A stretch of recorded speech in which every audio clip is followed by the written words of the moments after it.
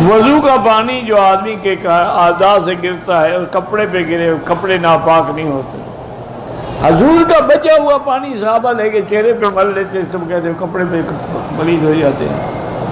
تم پلید ہو تو پھر کپڑے پلید ہو جائیں۔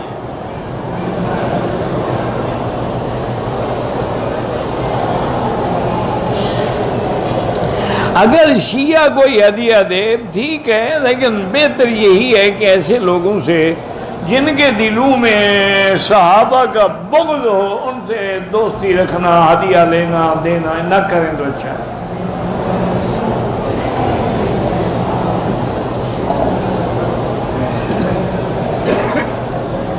رش کی وجہ سے زور لگا کے بوسے دینے کی ضرورت نہیں، اشارہ بوسے کے مقام میں تو زور دکھانے کی کیا ضرورت ہے؟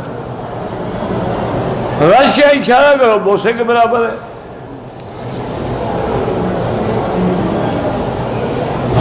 بعض جو چیزیں تقسیم ہو رہی ہیں ٹھیک ہے کہ لے لیں، کھائیں پئیں مزے کریں، بہتر یہی ہے امیر ہو تو نہ لو، غریب ہو تو لے لو۔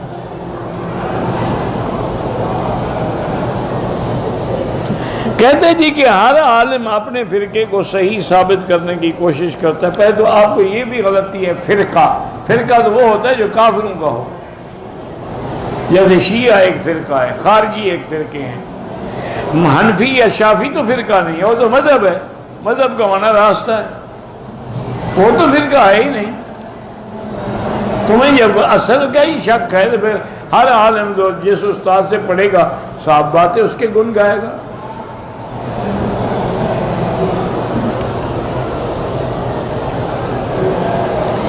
بعض علماء ویڈیو سے تصویر بنانے کی اجازت دیتے ہیں، بعض سنا میں نے بھی ہے، لیکن احتیاط یہی ہے کہ بلا ضرورت نہ بنائیں۔ ایک ہے ضرورت کہ دین کے لیے بنا رہے ہو، تبلیغ کے لیے بنا رہے ہو، دعوت کے لیے بنا رہے ہو، اللہ کے دین پہنچانے کے لیے بنا رہے ہو، پھر تو ٹھیک ہے۔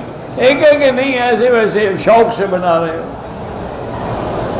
فارمی مرغی کھانا جائز ہے، بالکل جائز ہے۔ آج کل تو بچے ہی فارمی ہیں تو مرغی کا کیا کرو گے؟ تو پھر ہم بچوں کو پھینک دو گے؟ اب تو بچے میرے بھائی ٹیوب میں پیدا ہوتے ہیں۔ بعض حضرات فرماتے ہیں کہ گھڑی دائیں ہاتھ پر پہننا روافض کا شعار ہے اور اہل سنت والجماعتوں کے لیے یہ ناجائز ہے۔ میرے بھائی پہلی بات تو یہ ہے کہ کیا حضور کے زمانے میں یا خلفاء کے زمانے میں یہ گھڑی تھی بھی؟ تو کیسے مسئلہ پیدا ہو گیا؟ یہ سب باتیں گھڑی ہے معلومات کے لیے، وقت کے لیے، دائیں میں پہنے بائیں میں پہنے کوئی مسئلہ نہیں، اس میں کوئی شیعہ اہل سنت کا مقام نہیں۔ رحمت دو عالم نے صلی اللہ علیہ وسلم ایک دفعہ گزر رہے تھے تو کھڑے ہو گئے، دو قبریں تھیں، آپ نے فرمایا انہما یعذبان وما یعذبان فی کبیر، ان دو قبر والوں کو عذاب ہو رہا ہے۔ تو زمین پہ قبر تھی یا علیین میں تھی؟ حضور زمین والی قبروں پہ کھڑے ہوئے تھے یا کہیں سمندر میں تھی وہ؟ اور یہ بھی بتایا آپ نے، اللہ نے علم دیا کہ ان دونوں کو عذاب ہو رہا ہے، اور عذاب بھی ایسی بات میں جس کو یہ بڑا بھی نہیں سمجھتے تھے۔ ایک کو عذاب اس لیے ہو رہا ہے کہ لا یستتر من البول، وہ پیشاب کے قطروں سے بچتا نہیں تھا، پڑ گئے خیال نہ کیا۔ اور دوسرا جو ہے یمشی بالنمیمۃ، وہ چغل خور تھا، اس لیے ان کو عذاب ہو رہا ہے۔ تو عذاب اسی قبر میں ہوتا ہے جس میں ہم دفن کرتے ہیں۔ سب سے بڑی گواہی جو ہے وہ حضور پاک کی ہے کہ آپ خود فرما رہے ہیں کہ انہما یعذبان، ان دونوں کو عذاب ہو رہا ہے۔ پھر آپ نے صحابی کو حکم دیا کہ سامنے جو کھجور کھڑی ہے نا، اس کی ایک گوشہ توڑ کے لے آؤ۔ ہو گیا اور توڑ کے لے، حضور نے اس کو ایسے چیر دیا، ایک اس قبر پہ لگا دیا، ایک اس قبر پہ لگا دیا۔ آپ نے فرمایا ہو سکتا ہے کہ جب تک یہ تازہ ہیں، سرسبز ہیں، تو ہر چیز اللہ کا ذکر کرتی ہے، تو یہ بھی ذکر کریں گے تو اللہ شاید ان کے عذاب میں تخفیف کر دے۔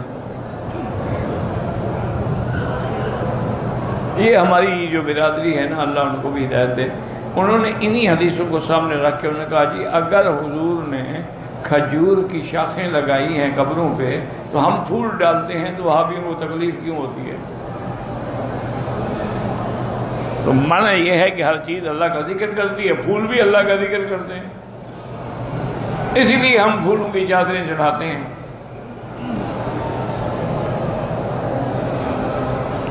وہی میں نے عرض کیا نا کہ یا تو آدمی کا عقل مارا جاتا ہے یا ضد ہے۔ بھائی اللہ کے نبی نے وہ کیوں لگایا تھا؟ فرمایا ان پر عذاب ہو رہا ہے، تو تم جن پر پھول پھینکتے ہو تمہیں بھی پتہ ہے ان کو عذاب ہو رہا ہے، اسی لیے ڈالتے ہو کہ ان کو عذاب سے کوئی فائدہ ہو جائے۔ اگر یہی تمہارا عقیدہ ہے تو پھر تمہیں مبارک ہو۔ ہم تو سمجھتے ہیں وہ اللہ کے اولیاء ہیں، ان کو کوئی عذاب نہیں ہو رہا، اللہ نے ان کی قبروں کو نور سے بھرا ہوا ہے،